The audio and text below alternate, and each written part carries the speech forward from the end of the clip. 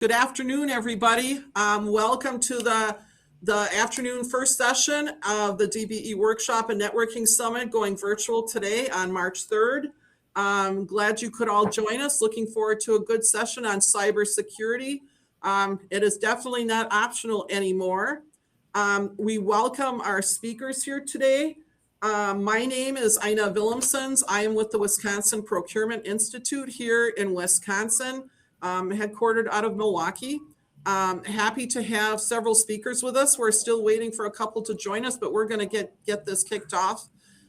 First, I'd like to welcome Adonica Randall, President and CEO of Abaxent. Hi, Adonica, can you introduce yourself and your company? Tell us a little bit. Good morning. As Ina said, Adonica Randall, President of Abaxent LLC. We are a technology solutions company. We are 20 years old in 30 days. So we've been around doing this for a while. And we actually architect technology solutions and then put together virtual teams to deliver those results that the customer is looking for. And I understand you had something to do with the Bucks Arena downtown? A little bit. Some of the Tell us a bit. The technology that's in the Wi-Fi, the panels, the back end. Generally, what we do if it back end plugs into a server, then we do that type of work. So we did a lot of variety of work there under our buddies at Johnson Controls. Awesome. It was great. Great job. Great place. Great for Milwaukee. So thank you for joining us, Adonica. James will be joining us shortly. Nicole, thank you for joining us today. Would you introduce yourself and your company? Yeah, thank you for having me. I'm Nicole Donnell with Mars Solutions Group. So what we do is focused in technology as well, but it's around staffing and recruiting. So cybersecurity is one of those spaces that we play in quite a bit, along with DevOps and data. And really excited to be here. We also, along with our staffing and recruiting program, have a program called Returnship, where we upskill and reskill women that are looking to get back into IT that have been out of the workforce. It's a great program. I've heard quite a bit about it, and it looks very successful and has helped a lot of people out there. Thank you for joining us. Paul, introduce yourself, please, and your company, and give us a taste of what you're up to. Well, hello, and again, thank you for inviting me. My name is Paul Hildebrandt. My company is called Actinian. We do technology consulting and training. We're primarily focused on cybersecurity, compliance, and integrating support for companies that are trying to get all of those things lined up. So we work with businesses to help them get the right kind of technology support, cybersecurity compliance, as well as just security. And in our world, security is not just cybersecurity. It's all the facets of security. So good point. And that's how businesses should really approach this, right, Paul? Correct. I mean, that's something I know that you're on the pulpit with all the time. So all the time, I have all the time. So thank you all for joining us. James will be joining us just in a little bit, but we're going to continue on. So we're going to take the approach here. You know, many small businesses are avoiding, as you guys see in the marketplace every day, they're avoiding, delaying, integrating cybersecurity into their business operations, right? Common challenge is they just don't know where to begin, right? What can you recommend as their first steps? Adonica, let's start with you. Well, you said the pulpit. Paul and I are always, we're banging on people as we work together as partners, trying to get everybody to see the light. The first thing you need to do is evaluate what goals you have and outcomes to be safe. Yeah, and what I mean is, does any breach of your safety, whether it is physical security or cybersecurity, what impact does that have on your business? You really have two options.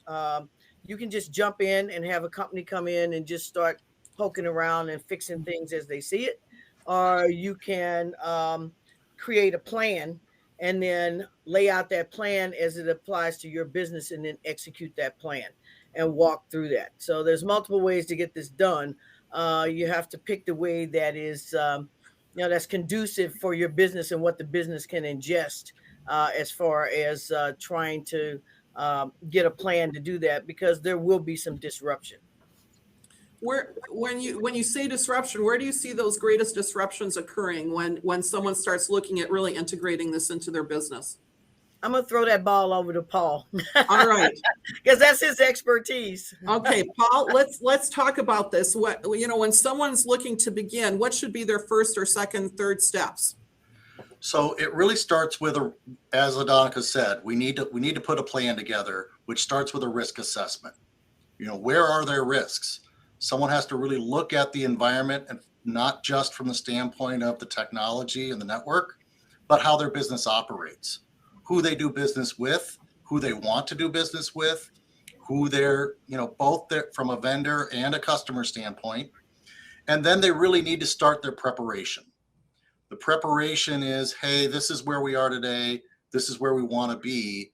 Let's get the immediate things that are the highest risk taken care of first.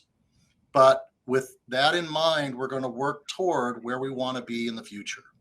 So by doing it this way, we aren't repeating things as we go over and over and do some design changes, do some improvements to the systems, do some improvements to operations. A lot of this is affecting operations in the business as well. So one thing we like to talk about is good preparation should do two things for you. It should allow you to both avoid an incident. So if you're preparing for an incident and you're well prepared, you shouldn't have them. But it does happen. Mm-hmm. So good preparation should also help you prepare for when it does happen. What can you do? How can you do it? So there are always some basic things we look for. Do you have multiple forms of backup? Do you have multiple forms of malware protection? We always look at it from that Swiss cheese analogy. How many slices of Swiss cheese do you line up so the holes go through? Well, you got to have some coming in and some going out, so the holes still have to line up. Thank you. Nicole, your thoughts on first steps for a business to look at? Yeah, so my perspective is a little bit different because I'm on the talent side. So I think one thing that's really important is to look at your existing talent that you currently have. And it's really important to know that this type of talent is challenging to find and keep. And the reasons behind that are because burnout rate is really high, lack of opportunity, and they feel like on the cybersecurity side that they're not integrated fully with the company, and they're maybe a little bit more on the outside looking in. So I think having those reasons and knowing why the talent pipeline with cybersecurity jobs is so tight helps, and having a plan around your talent is really, really important when you go into looking at that too. And I would jump in there, Ina, and say that the Sure. other piece, Nicole brings up a really good point. Trying to maintain this type of talent in-house, especially for smaller companies, is going to be a very difficult thing to do. They would be better advised to work with companies established that do this type of work, because they're going to have fresh knowledge. We're working in a field here that this stuff is churning virtually every day. Mm-hmm. Rather than be one person on an island, they need a community of other cyber people to be able to figure out where they're working with. And that includes everybody from the FBI and the local things that are going on, the hardware vendors, the software vendors. And I would say that positioning with a third-party vendor to do that kind of work is going to be a lot easier and probably closer to what somebody wants, because these people are going to be kept up to speed from a training standpoint. Because Nicole's right, it's going to be difficult to host some one or two people inside of a company that are at the right level to stay up with this type of changing environment that's out there. Right. It's very different when you're talking about, multinational companies versus small to mid-sized Right. businesses. Yeah. Right. Well, and let's shift a little bit to talent. Okay. Um, Share your thoughts on how you locate good talent. What attributes would an individual or an organization that you're going to hire to help you with this? I mean, from where I sit, we see a lot of people, they don't want to go forward because they're afraid to make a mistake, right? They don't know what to ask for. They Right. don't know what attributes. I mean, does someone have to be an MBA? Does someone have to have worked 20 years at IBM? Does someone have to, what attributes or skills, or if I'm looking for a third party vendor, okay? I mean, how do I choose? I'm probably not going to choose someone who does websites only, right? What Right. attributes do you look for in that third party service provider? Adonica, let's start with you. Well, I mean, there's going to be a lot of things you're looking for. First of all, you're looking for uh, established companies in traditional IT services that have security and cyber. And to Paul's point, you're looking outside of just the technology sitting in IT. You're also looking for physical security because a lot of those things are now molded into one big ball on the services you're looking for. There are certifications that sit in that realm that you can look for. And I would say one of the big key things, I'm hoping our fourth partner, James, comes on because they really need to talk about the insurance aspect of this. If you are working with a company and that company is not properly insured that is helping you, that's a red flag. Okay. The customer needs to be insured if things happen and they get ransomed and those kind of things, because that protects their business continuity. But if you're working with any of us and companies that are out there, you should make sure that that company has adequate insurance, errors and omissions and those types of things that protect you from damage that they could do to your environment. Unintentional damage, of course, but damage that they could do to your environment. Paul, what say you? Well, the first thing I would say is you're absolutely right that it is a lot easier for smaller businesses to outsource this. We can actually demonstrate. If they can't demonstrate that there's an ROI for outsourcing, then you shouldn't do it. If you've got to hire a group of people, buy a bunch of products, put together a whole team piece to do this, that's probably not cost effective or efficient for people to do it in-house. So it's an expensive thing to do, but outsourcing it does show an ROI for these services. That has always been the case for small businesses. For larger companies, it becomes a question of, well, what is it they're actually doing? So when you're looking for that outsourced company, then you're looking for some, not just expertise, but do they have knowledge in your business and how your business operates? This is not just cybersecurity expertise anymore. It's business expertise that also affects security. And the reason for that is we don't want things to be just locked down just because we want to be more secure, because that can impact the business negatively. You can slow down operations unnecessarily. We want to be able to do that right balance of what is it that they need versus how is it that they're staying safe. We need to balance those things, but be prepared for what is coming and keep that knowledge going. There are always companies out there that do technology services. They're typically not the best choice for actually doing cybersecurity services because they're focused on the technology and not on the security. There are some companies out there that do have good cybersecurity branches within their company. Mm-hmm. And the other way to check that is, hey, if you have a technology services provider, bring in a cybersecurity consulting company to say, hey, let's check on what's going on. A good technology service provider will welcome that. If they're nervous about it, it means that they haven't been doing the things that they should be doing. But it's always good to have someone check your work. In security realm, it's always good to have somebody have your back. And having somebody behind you saying, hey, we want to make sure this was done properly, that's always the key. So making sure that those relationships are there and that coordination is there, not just with the other technology providers, but with the internal staff. So that's a good check, is to see if they're a good fit. think of them like fitting an employee into your business because Right. they're going to be well vested in your company.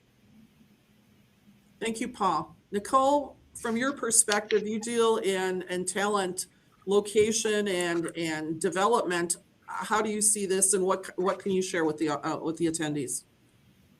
Well, I think this is going to become more and more of an issue as we go. I was reading some statistics in different reports, and it's predicted not just by one source, but multiple sources that in 2025, there are going to be about 3.5 million open cybersecurity positions. And I think we really need to start thinking about how to get ahead of that. Growing our own talent is something really important that we could be doing. There are, programs like our program Returnship, where we have the cybersecurity route, we have the data route, we have the development route to take women that have been out of work for whatever reason and then upskill and reskill them in the most recent technology, because we know that technology changes every minute, and creating talent from more non-traditional places and being creative with it. Otherwise, I think we're going to start running into issues where, there'll be companies out there that will be able to help, but they're going to be short-staffed because there are not enough people in cybersecurity. What attributes do you look for in the people? Is it education? Is it past work experience? What are you looking for? I think it's different for every company. People skills is huge, right? Because they're going to be dealing with people. That's a big deal. I don't think they necessarily have to have a master's degree.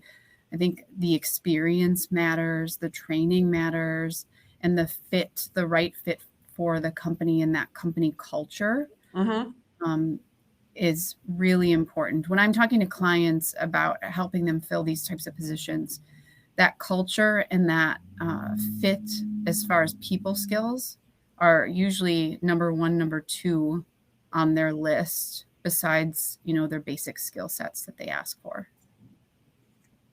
Interesting. Paul, you made a comment on having possibly multiple IT companies servicing the business. How do you ensure they get together, or not? How does that work? Do you the synergies, or how does that go? Well, so far, not so well. That's what I thought you were going to say. So that is one of the problems that we're trying to fix. The issue that most companies run into is they get this initiative that says, hey, we're going to do cybersecurity, and it's not fully integrated into how they want to manage the company. It's just an add-on. It shouldn't be an add-on. It should be actually integrated in how they do business. It takes a while to do that. So we do that in steps.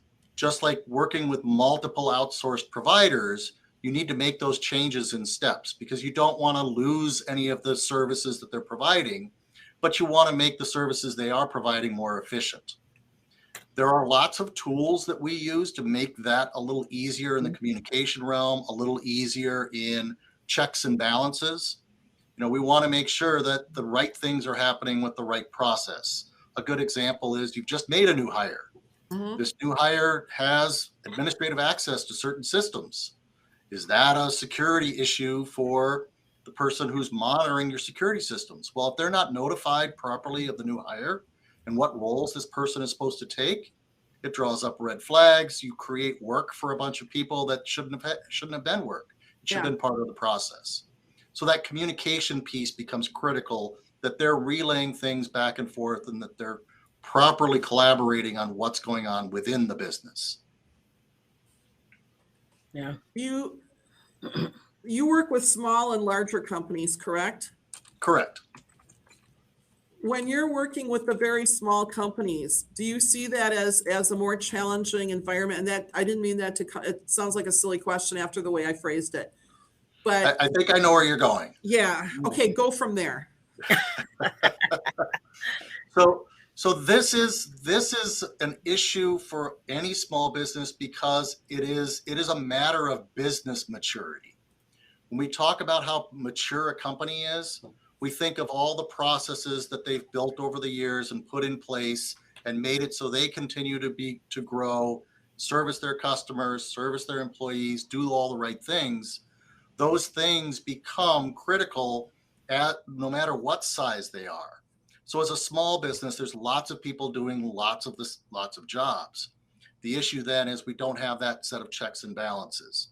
There is a baseline here that we look at when we say, hey, you need to have all of these things in place.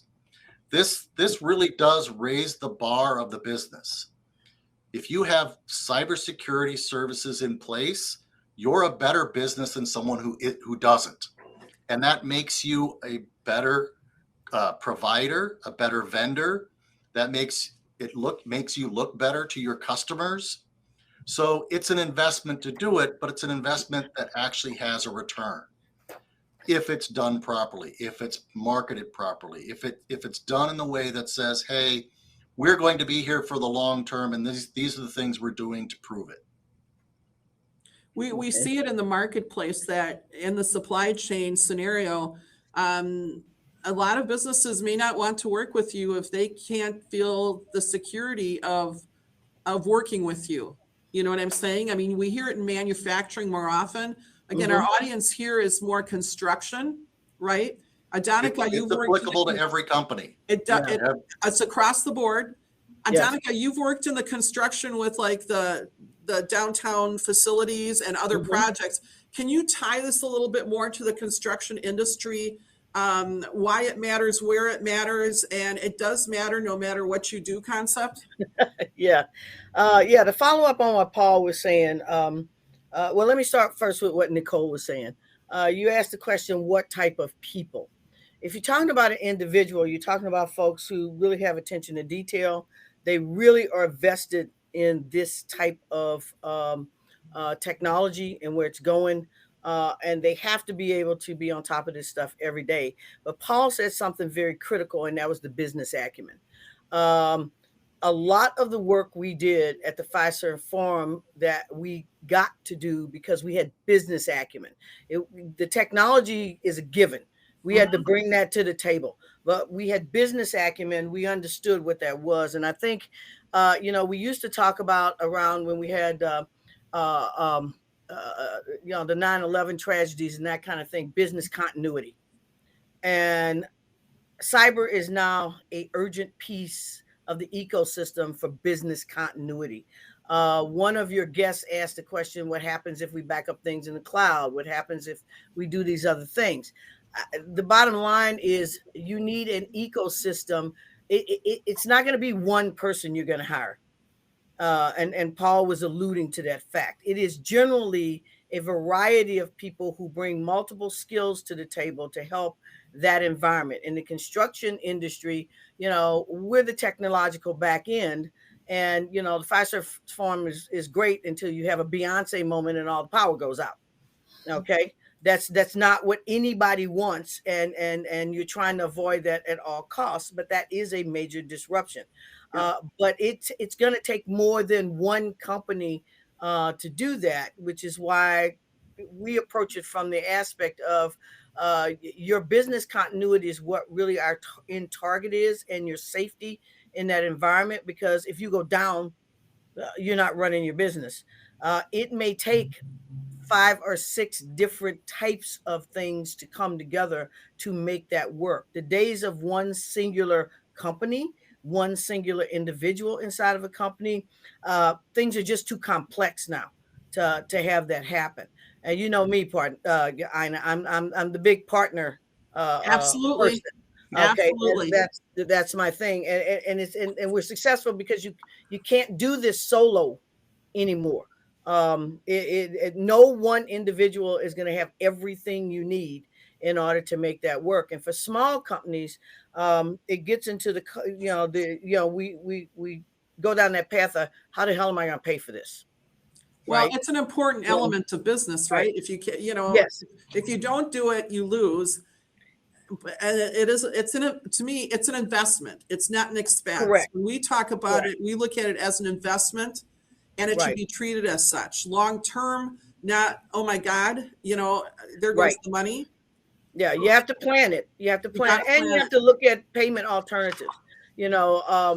If hardware, in the construction piece, there's a lot of equipment that we had to put in the Fiserv form, millions of dollars worth of equipment. Well, don't scare the little companies now. No, no, no, no, no. Don't I'm scare the saying in the small Fiserv businesses now. form. Yeah.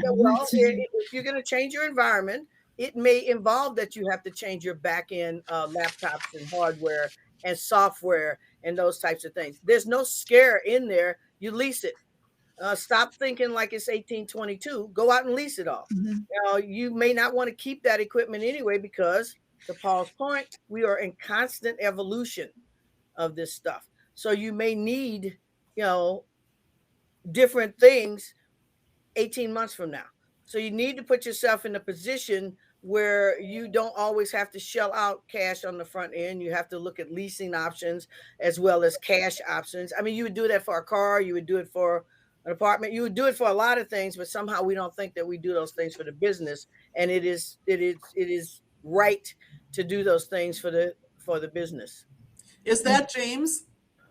Yes, can you hear me? James, welcome. Thank you for joining us. Yay! And I am James, you know what so probably sorry. happened? I'm so sorry. No. You know what happened to my link? I found it in my trash. It got stopped by our security talking about cyber here. I think ours is a little too tight, and luckily Oh, I my. found it. So welcome. So if you guys don't mind, we'll park what we were talking about just a teeny bit. And James, please introduce yourself. Thank you for joining us and your organization, because everyone's waiting for your conversation. I know. Well, first off, I apologize. You'd think after 2 years you'd probably be used to something like this, but here we are. Can you hear me okay? Absolutely. Because I don't know if it's going through there or through here. Anyways, another thing I should have figured out in the last 2 years. My name is James Van Buskirk. I'm with M3 Insurance here in Madison, Wisconsin. And I guess one of the initiatives that I've been working on recently is currently helping M3 to roll out M3 Elevate, which is an area that's focused on supporting the growth and protection of companies and individuals.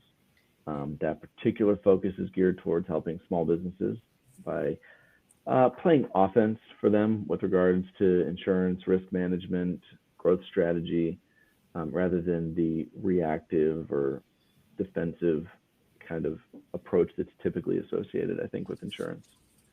So happy to be here. So apologies again Thank for being you. late. I met you at Hush Blackwell's Cream City event, or I've heard about you at the Cream City event that Hush Blackwell did in Milwaukee Yeah. a couple months ago. I think Adonica was there. You were there as well. Mhm. So that's where we connected. So again, thank you for joining us. So I'm going to pose the question that we looked at before. Okay. We read about all the ransomware and all the scary stuff. And I promised we wouldn't talk like really scary stuff, because some of these webinars on cyber, all they talk about is you're going to lose this and we lost, all this hair pulling stuff. Well, and that's okay. But after a certain point, it all sounds the same. Sorry if that, was okay. But we hear too about cyber insurance, but it's like with our car, with our house, you just don't get cyber insurance, right? There's it's not going to protect you from everything. And tell me if I'm wrong, and it's not going to be the end all security blanket. You still have to have something solid in place, like our panelists were talking about before. And I think that's a very important element for businesses to understand. So if you would give us a little bit on that. Sure. So ransomware is certainly the most popular coverage trigger that you hear about today, and for good reason, right? There's often ransoms associated with these things are often very, very, very large numbers. And not to go into the doom and gloom, but it can seemingly happen to anybody, right? It's not just Sony and Target anymore. In fact, data shows that over the last 2 years that small businesses have been most frequently targeted businesses for ransomware. A number of reasons for it. I'd say that two of the bigger ones is that, first, they often lack the controls that larger companies have, like an IT staff or a massive budget to support it. And the other is the sort of prohibitive cost to acquire appropriate and meaningful tools to mitigate cyber risks. So fortunately, those best-in-class products have been made more cost effective and therefore accessible by companies like Avixent and MSPs like Actinian that'll help manage the IT services for these smaller businesses. I'll tell you a few things about cyber insurance from the carrier's perspective that they're going to want to see when considering a company for a cyber policy. The first thing is MFA, and this is a must. Right? This is multi-factor authentication. Most everybody, as far as insurance carriers, requires that these days. Some don't currently, but probably will by the end of the year. So if you're contemplating an MFA, you know, some kind of like Duo or anything, and it's not a plug for Duo, that's just the one that I know. I would recommend if you're looking into getting one, I would get one that sends a push notification, because that's going to be what's preferred by the cyber carriers. Another thing that's very helpful, they don't often ask for it, but it's more of a yes or no question and will be a deal breaker, is a written either breach response or business continuity plan. And some of that kind of sounds like a no-brainer, right? People usually have that, but make sure that a cyber event is included in that plan. Like, what if this happens? So, and then it's a great question about like what is covered. Is it all covered? Is not, you know, is not as much covered as you think maybe. And unfortunately, the answer is a very insurance answer of it depends on what the policy says, right? Rather than leave it real vague, I'll throw out a hypothetical policy situation. But you know, if a company has a $1 million cyber policy, they should look at the list of the underlying coverages underneath, because that 1 million is talking about the aggregate limit. So when everything is all said and done, there's $1 million of coverage. So look at the underlying coverages and see if the policy designates sublimits for those, like ransomware, social engineering, invoice manipulation, cryptojacking, bricking. These are all, like, some of these words you may not be familiar with. I wasn't up until like this year. Like bricking, what is it? Anyways, we'll talk about that another time. All of those are subject. Sometimes they have limits that are not 1 million. Sometimes on $1 million policy, they have a $250,000 limit. So that's a good thing to pay attention to. That 1 million limit is the aggregate limit that they're usually talking about. Of course, the more, I'd say the first party response pieces, like regulatory defense and fines, PCI fines, breach response and forensics, and of course defense costs. Those are generally at whatever the policy limit is. So if it's $1 million policy, those are usually at $1 million also. One piece of advice I would give you is that if you're given an option of defense inside or outside the limits, that's very technical talk. Try and get defense outside the limits. So what that does is it means your legal fees don't erode that $1 million of coverage that you've got for breach response and all the other stuff. Anyways, another term that I think is very misunderstood, and I'll just use this a couple seconds here to explain it, is the ransomware payment provision. And there's usually 95% of the time there's two options. It's either reimbursement or pay on behalf of. Pay on behalf of is pretty self-explanatory. That means that the carrier is going to pay the ransomware on behalf of you. Reimbursement sounds terrifying, right? Especially when you're talking about $2, $3, $5 million ransoms. If you have that laying around, feel free to go buy some Bitcoin and pay it. Otherwise, you can call your carrier. Carrier will put you in touch with a Bitcoin broker, and they will pay it and charge you a fee, but then the carrier ends up picking up that fee and all the transactional costs at the end. So that's how reimbursement works. It's not that you got to be on the hook for it. So I hope that helps clear up a couple little pieces. I mean, it's with cyber, it's such a strange environment out there, particularly like hacker culture. So for example, if someone holds your data in exchange for a ransom, the demand is like invariably says, pay us $3 million in Bitcoin and you get all your data back and we won't sell it on the black market. And if it gets paid, they will actually give you the data back without selling it because they don't want to get a bad reputation. I mean, That would be bad. Right? Yeah. So, but in the end, sorry, I won't go off on any tangents here, but like in the end, as far as cyber insurance goes, the reason that it gets placed and it becomes so important is not because your data is so valuable to these hackers and these folks that are out there with the phishing scams. It's because your data is valuable to you. So does that help answer the question and put a little bit of light in there? Yep. One question I want to pose to all, well, it's really a two-part question. I'd like to go down the run here is, we've talked about more external issues coming in. How do you protect yourself from your own employees, so to speak?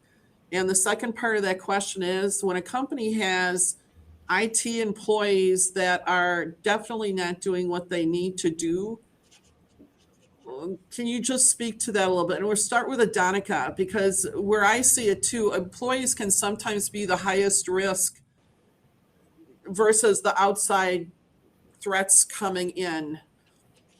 Disagree if you will, but you know what this again, from what I'm seeing. Adonica, what you say you? What say I? Employees versus contractors versus outside bad actors. First of all, you have to have there's basic things that need to happen when you are working in this realm. And the first thing you would do in your employees is they are the easiest way to destroy your system. Okay, just from lack of awareness. One misspelled word, one instead of a .com, it's a dot somewhere over in Russia. They're not paying attention, and it's the responsibility of the business to have as part of the plan that Paul and I were referring to, is that you have to have your people have to be trained and they have to be vigilant about the information that's coming in. Now that's different than having a disgruntled employee. There should be, for disgruntled employees, there is HR policies, procedures, and things that you put in place that the minute, so I've had employees I've had to walk off a job. Okay, that is a coordinated effort with IT to make sure that before you inform that employee they're walking off that job, that you have locked some things down, locked them out, secured the environment. And that's if you're getting ready. The disgruntled person is somebody that says, oh, they're going to fire me, so I'm going to do something. Then you have somebody who's disgruntled and the IT system is not watching them and they are doing backups or they are putting uploads in, versus the employee that they made a mistake. Okay, made a mistake is training.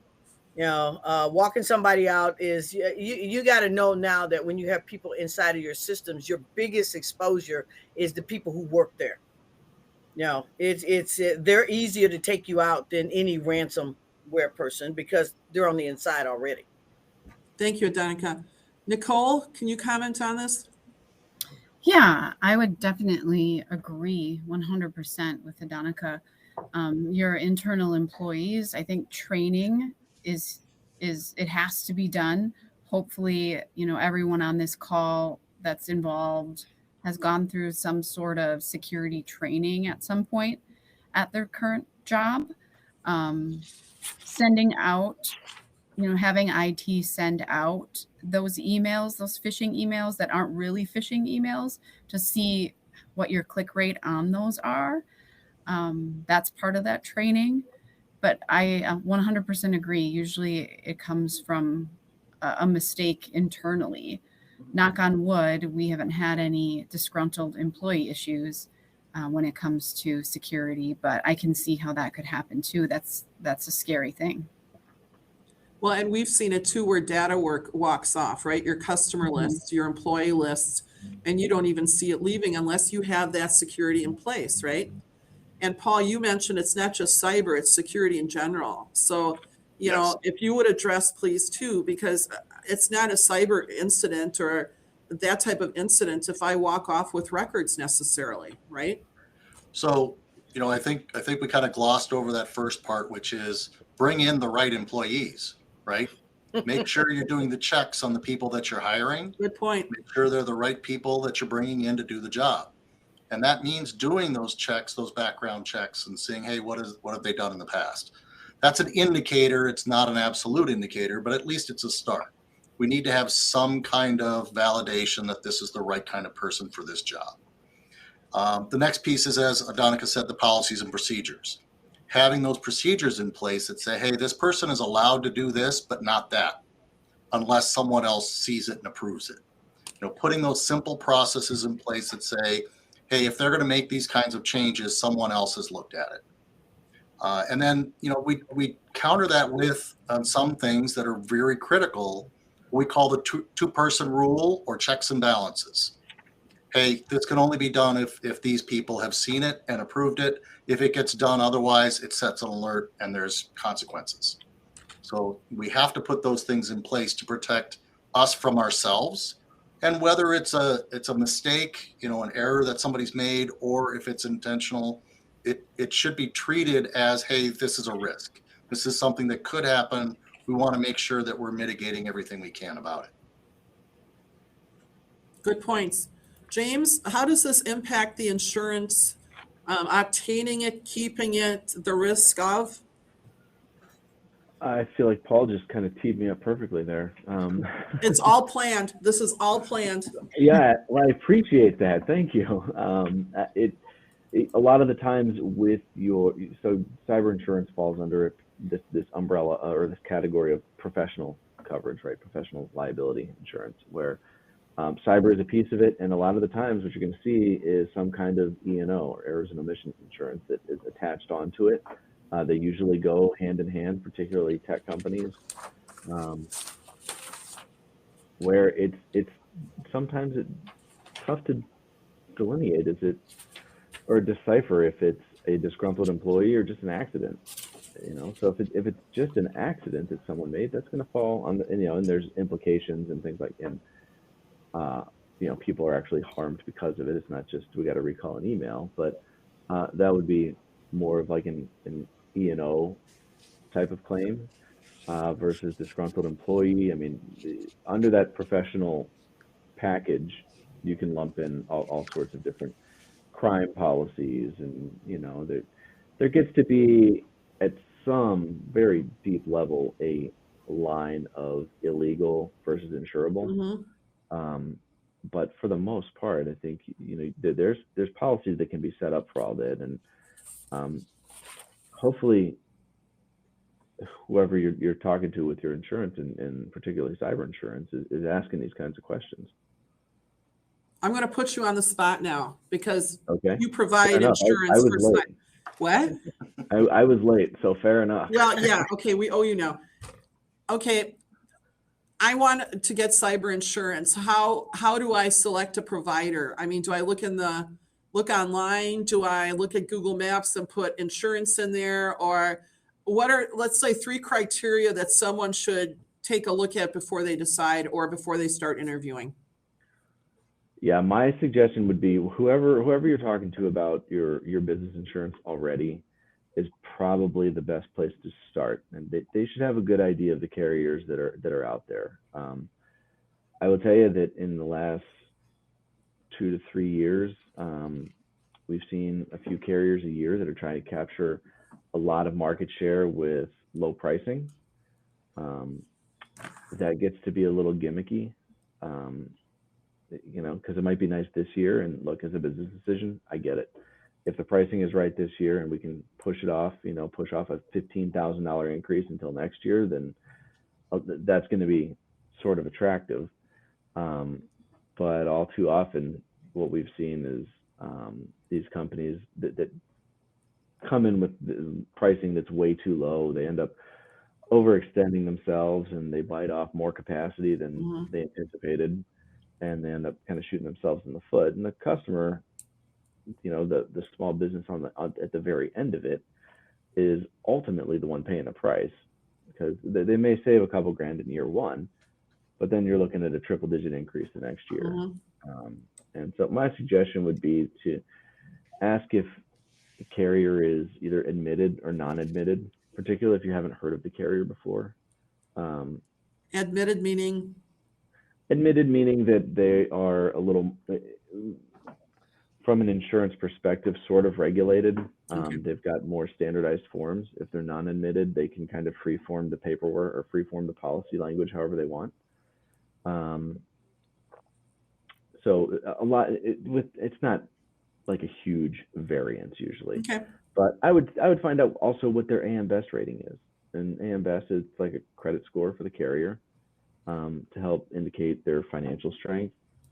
I think one twist that we've seen recently is venture capital and private equity getting involved in this area and funding new cyber carriers. And I personally a little leery of it. Would be hesitant if offered that. Yeah, I personally, again, I don't really consider those carriers because the risk is just too high if they get it wrong.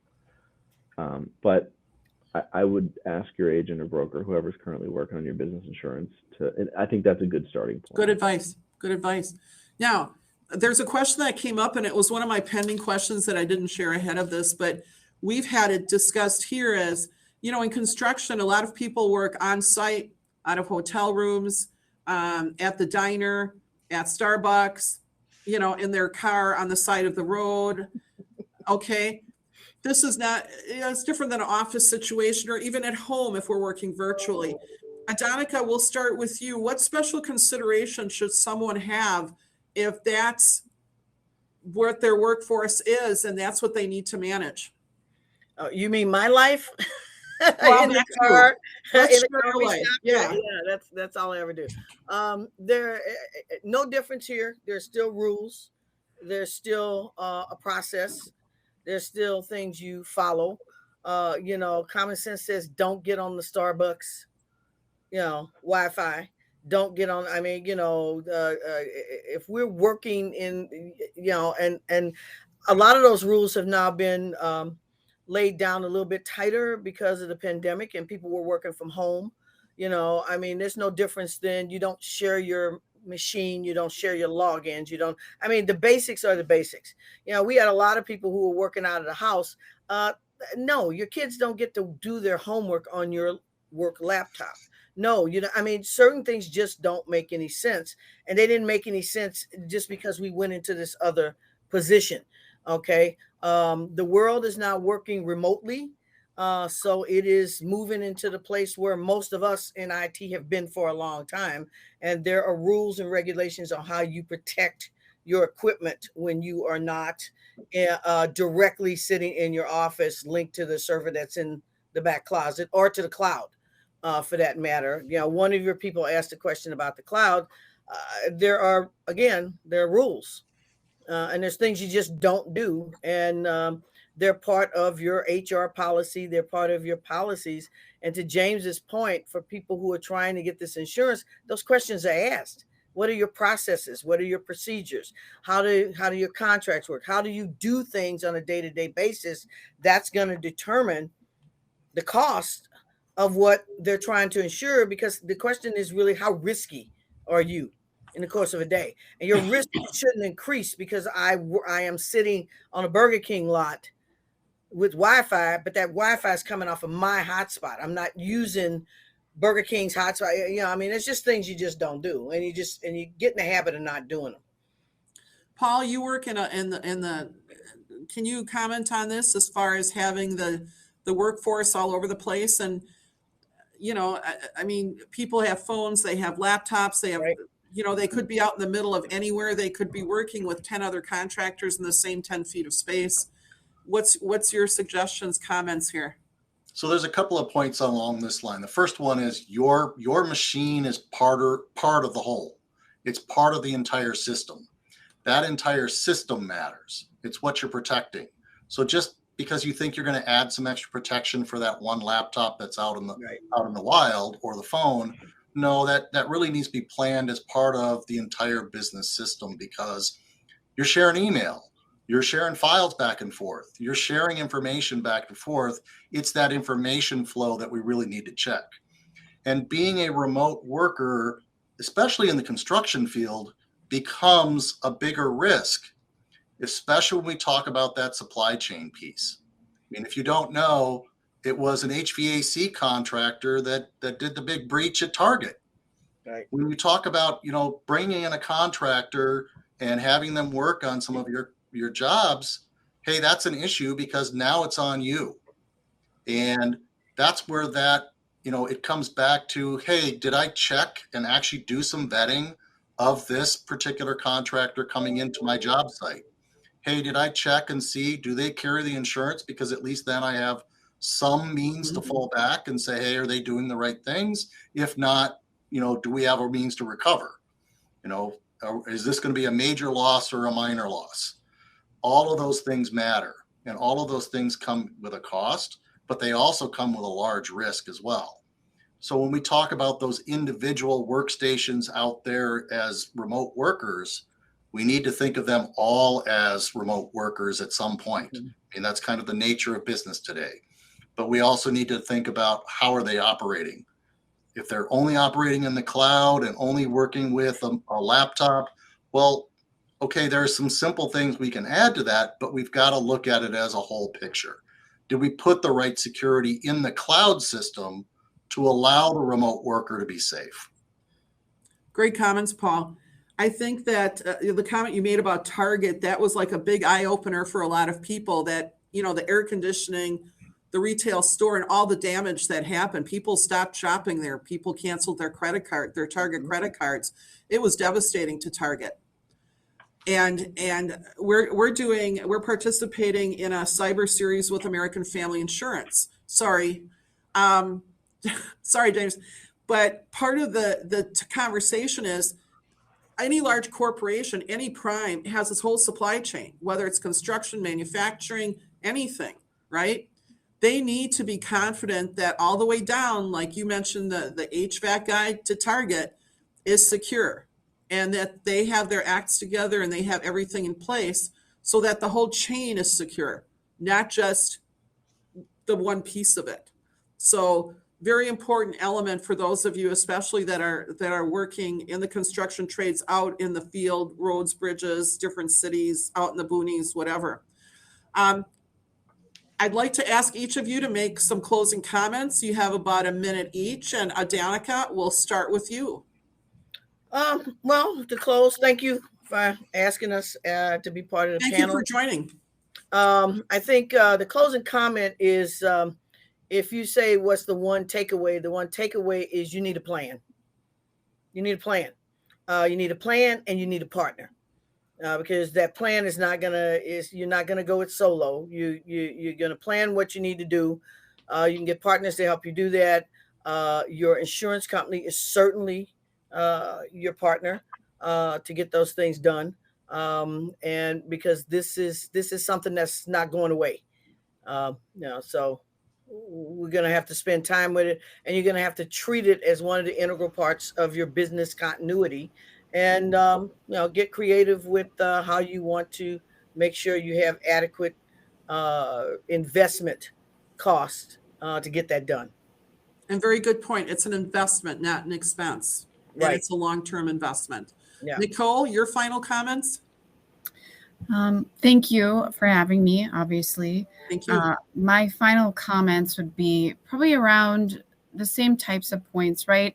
We're talking about it's an investment.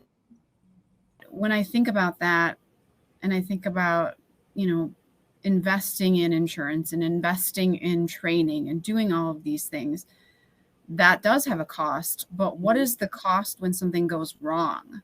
I mean, some of our clients that we work with are, Northwestern Mutual and some pretty large clients that we would never want to be responsible for any kind of security breach or data breach when it comes to protecting our clients. I think the cost is well worth it and then some. And then making sure your talent internally is trained, has the knowledge, and you're doing security checks. Thank you. Paul, what are your Well, closing comments? thank you as well. This was fun.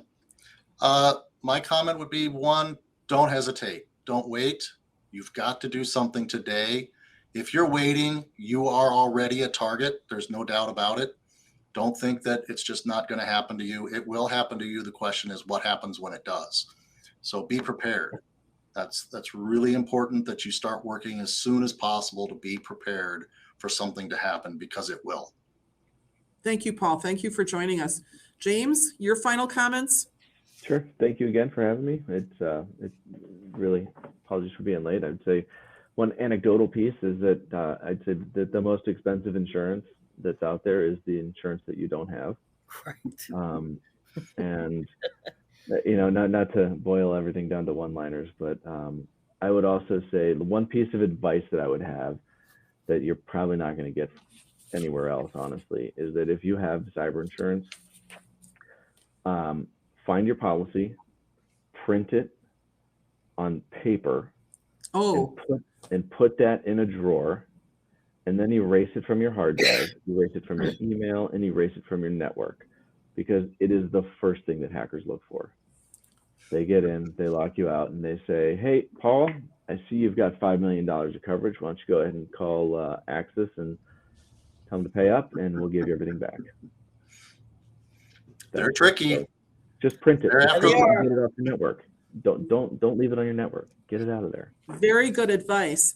Now, Adonica, you're going to be, today is a virtual event. Tomorrow is in person over in Pewaukee with a whole bunch of, I think it's almost 400 people are signed up to be there tomorrow. So look forward to seeing everyone there. You're presenting tomorrow, if I understand. Can you tell us a little about what you're going to be talking about? Well, cyber is certainly a piece of this, but it's not the focus. The focus is connected vehicles.